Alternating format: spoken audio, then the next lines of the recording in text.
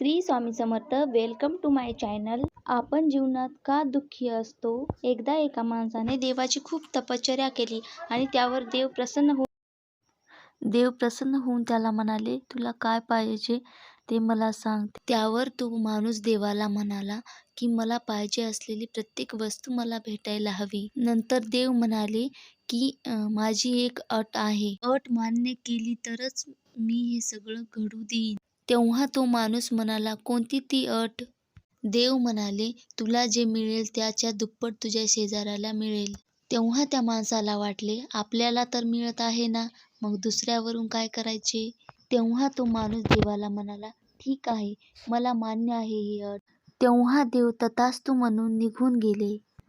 आता हा माणूस खूप खुश होता, कारण त्याला वाटत होते की मला म्हणली ती गोष्ट आता मिळणारच.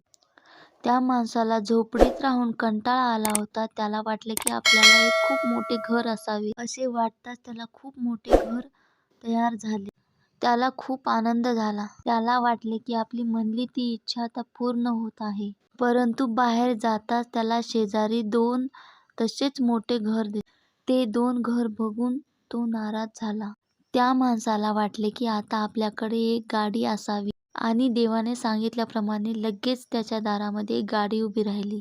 गाडीत फिरायला जाताना त्याला दिसले की आपल्या शेजारी तर 2 गाड्या आहेत अशा. हे बघून तो माणूस खूप नाराज झाला.